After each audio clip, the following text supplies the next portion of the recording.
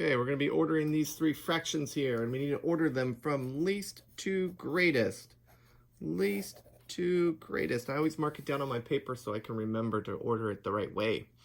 Now, we want to look and see what these numbers have in common and what they do not have in common. The first thing I notice is all of them are negative, and so that makes it a little bit more tricky for least to greatest, because we have to think about what kind of negative number is the smallest.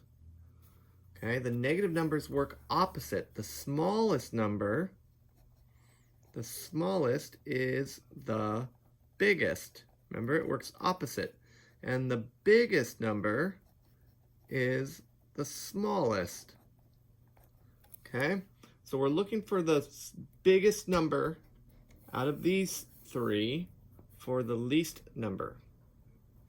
Now, the next thing we need to say, okay, we have all fractions here. Can we just look at fractions and know what's bigger and smaller? No, we can't. We have to find common denominators or turn them into decimals. Your choice.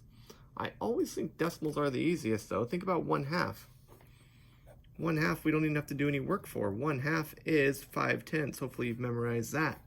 3/4 here. That's pretty easy too. 3/4 out of 4/4.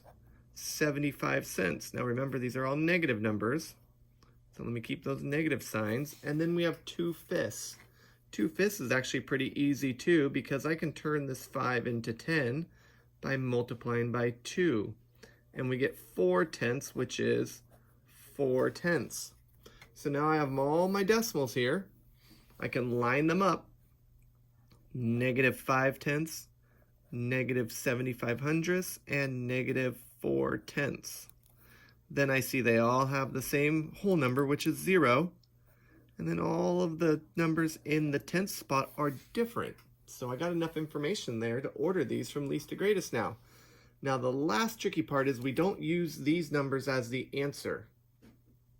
We have to write the answer with the original number. So if I'm looking for the smallest number, and they're all negative, the smallest is the biggest. So I'm looking for the biggest here. Which one is the biggest? 5, 7, or 4? Yeah, 7 is the biggest. So that's the biggest negative, which makes it the smallest. I cannot do this because that is not the original number. Which one of these was 75/100? Well, if you had done your work, you would see -3/4. So make sure you write the original number and order these numbers from least to greatest, not these ones. These ones help you remember how to put these in order. All right? Good job. We'll see you on the next one.